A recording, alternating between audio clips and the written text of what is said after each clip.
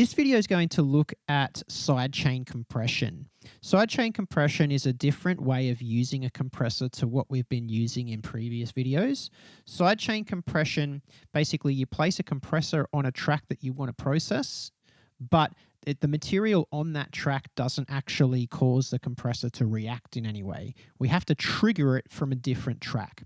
So this can be a cool way of creating interesting rhythmic ideas, or it can be also a really handy mix tool for ducking things out of the way really quickly when we want to get something just out of the way but not actually have it as an effect as such. All right, so what you need is a compressor. This is the one that I've got here. I'm just using just the standard Ableton one. I use it predominantly for this purpose. I don't really use any other compressor for sidechaining. I just like to use this one just because it's easy to use. Okay, and we're just going to zero everything here. Okay, should be all good to go. Good. All right, so this is what I've got. I'm going to turn the compressor off so you can hear the riff that I've got.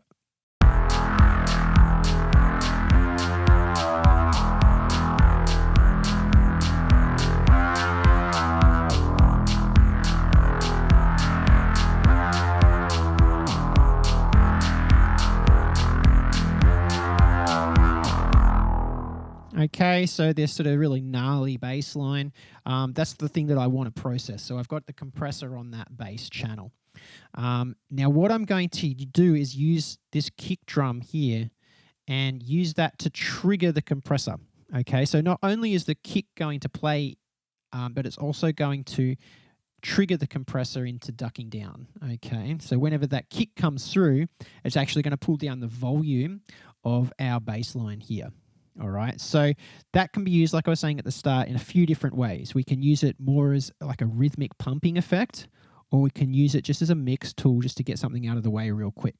Okay, so what we need to do to set that up is you can see I've got this sidechain button on. It doesn't, it's not on automatically. You need to turn it on, and then you choose the source where you want the trigger to come from. Okay, so you need to select the kick channel or whatever channel that you're wanting to use as the trigger, and then you don't need to worry about this stuff here. That's just the volume of the signal coming in and the mix amount. I'm not going to mess with those because I don't need to.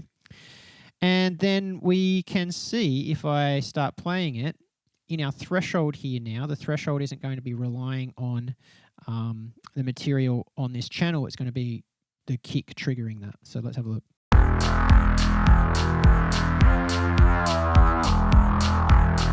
So the threshold now, when I go below the peak level of that kick drum, that compressor is going to start ducking down.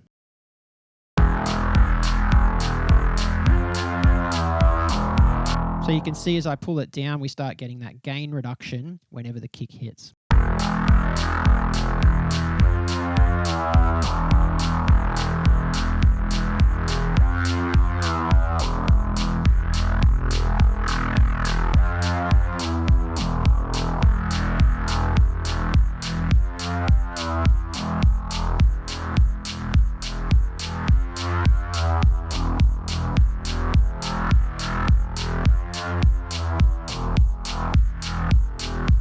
So you get this rhythmic pumping effect that not only has that effect there, but it pulls the bass line out of the way so that kick can just be heard through the mix there. Okay. So you can play with the whole sort of curve of that by messing with the knee and the attack and release time. So if it's a shorter attack, it means it's just going to start as soon as that kick hits. If I have a longer attack, it's going to sort of fade in a bit.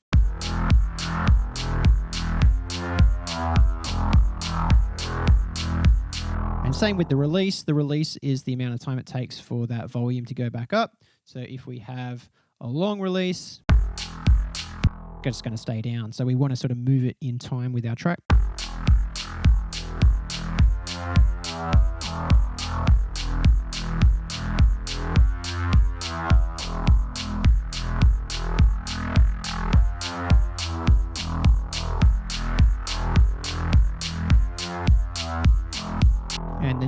is going to change the responsiveness of that curve there.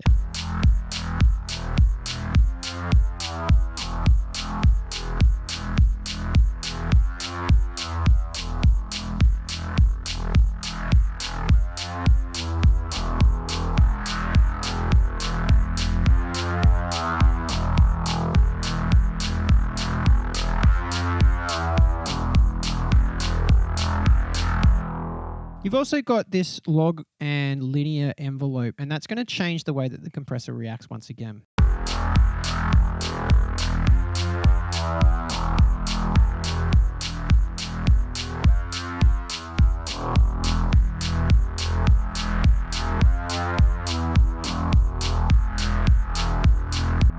Okay, so another way that you can use that, not only for that sort of pumping effect that is quite common in a lot of different types of dance music, but particularly if you're making faster music, say drum and bass and things like that, those pumping effects, they're too quick between the hits to really be useful. Yeah, you can do it, but it's, I don't know, personally I don't really like the sound of it in drum and bass, the way that it sort of reacts better on slower stuff. But what you can do is you can shorten those attack and release times so it just quickly ducks that out of the way and it'll give you a bit more headroom on the master, and it just sort of allows that kick to still cut through the transient of the kick, but that bass line, you don't need to do any EQing to it for them to sit together. I say that, but don't use this as a replacement for EQ as well. You still want to be, obviously EQing that sound to sit within your mix. You don't want to be using sidechain compression just as like a band-aid for your mix. You want to use it to enhance your mix. So don't get that twisted.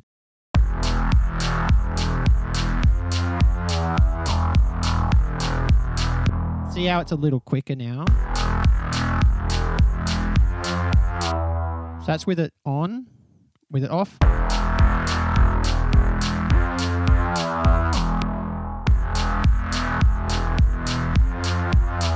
So it just ducks it out of the way of that transient of the kick there real quick, and then the release, the attack and release are really short, so it just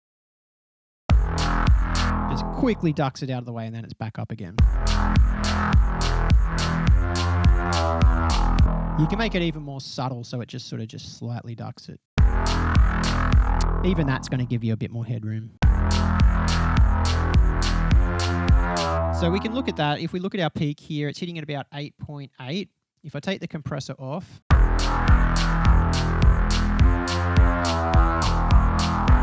we're getting like 5.5. If I turn the compressor back on again,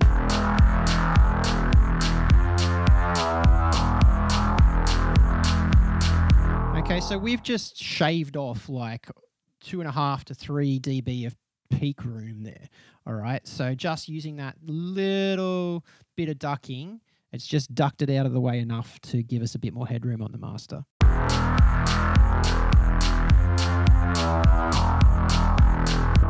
Okay, so you can either use it as that sort of just rhythmic sort of groove tool, or just really just tightening things up.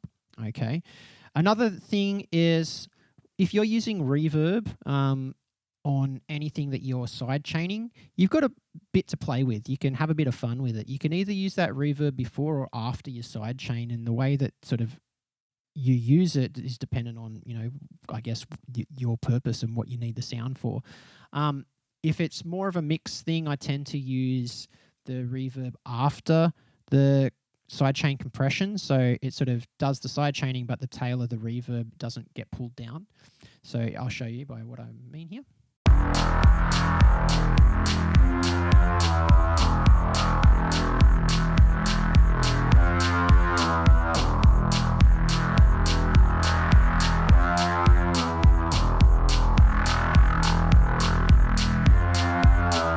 I'm just going to put that Pro Q3 after that so it's not in the sides. That's better.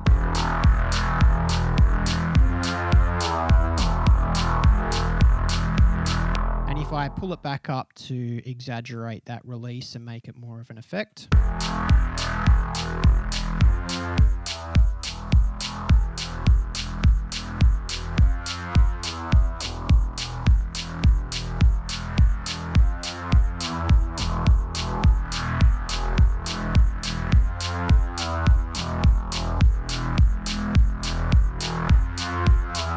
So the tail of that reverb sort of goes over the duck. But if you put that in front of the compressor, the tail is going to be ducked as well. So that could be an effect that you like. So let's have a listen. Especially if I turn that mix up.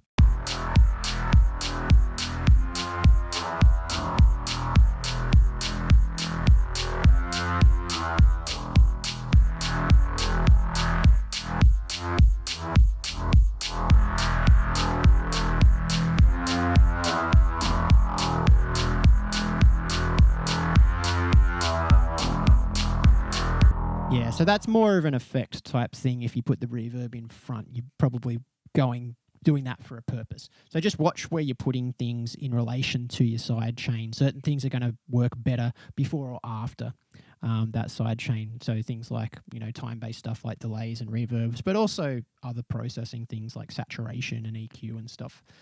All right. So that's sidechain compression. I hope you enjoy that one, and I'll see you over in the next video.